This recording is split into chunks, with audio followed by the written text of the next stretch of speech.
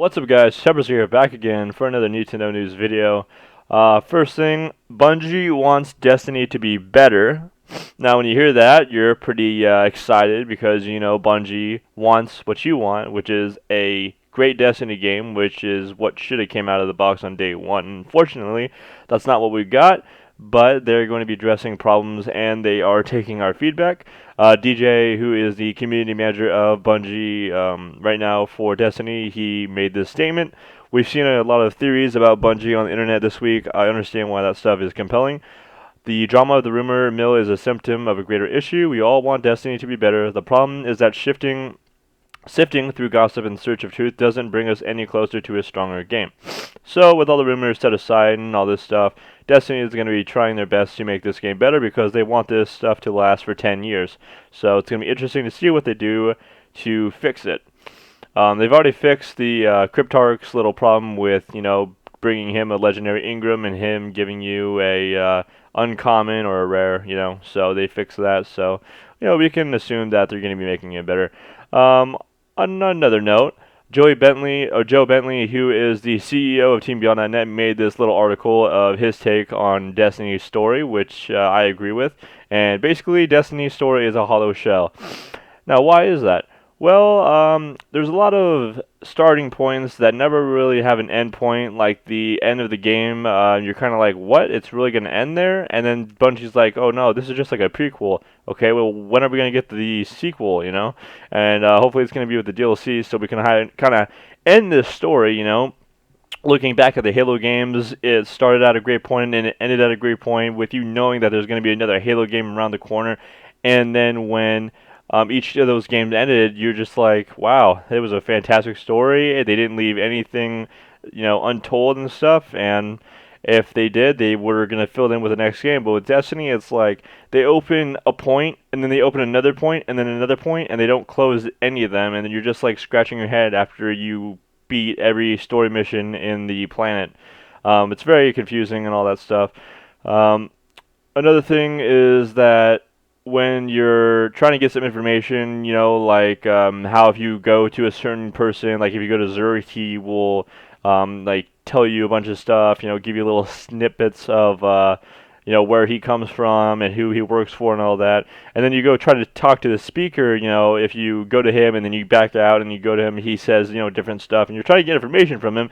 And in the storyline, you only see him once, and then you see him on the last thing where he does a little speech. But he's like, I could tell you everything. I could tell you about the Great War. I could tell you about this and this and this. But he doesn't really tell you. And it's just kind of frustrating, really, when you want a great story, along with a great multiplayer, and you really don't get either of them. So, yeah, that's basically what. If you want to read the whole article of what he has to say and his opinion on the storyline, you can check it out down below. Next thing.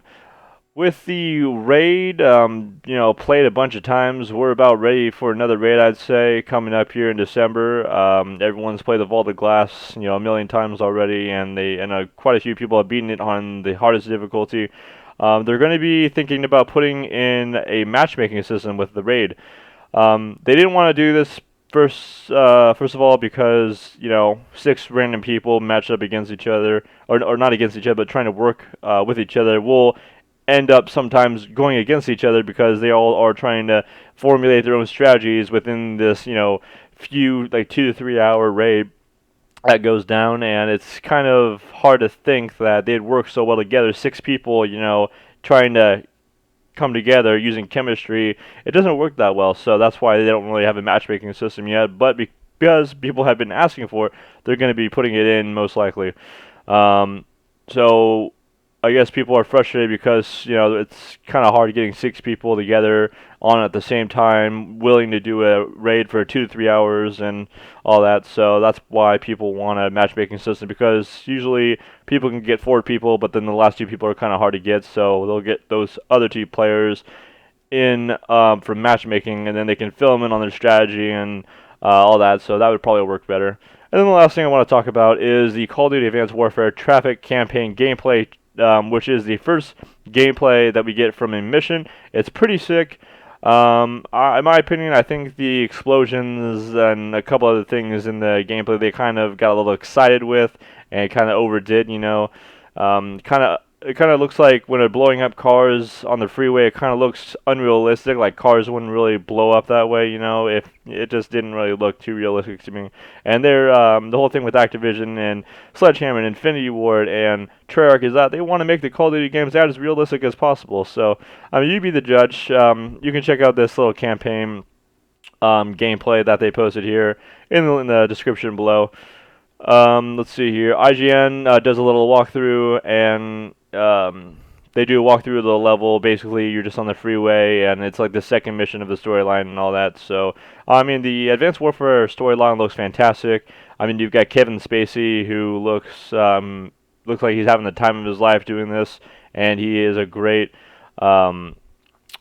antagonist, and it's just looks like a pretty good storyline. So.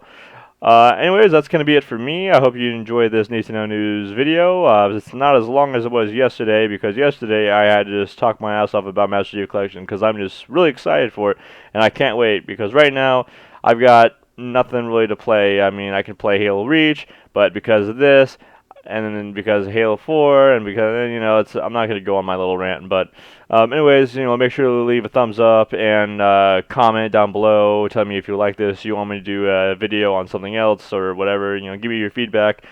Favorite it. You could share it so more people know about this channel, about news and stuff where they wouldn't find anywhere else. And also subscribe. That'd be a cool thing to do if you could subscribe. Get this channel finally to 100 subscribers. We're almost there. One subscriber away, and we'll be at 100. And I might be thinking about doing a giveaway. We never know. But with a giveaway, I need people that want to win something. So, anyways, that's going to be doing it for me. I'm going to be doing another Need to Know News video probably tomorrow. If not, then I'll probably replace my video, put it off to the next day, and then do a Halo Reach gameplay tomorrow, which is what I'm probably going to do. Anyways, that's it for me. Catch you guys later. Have a good night.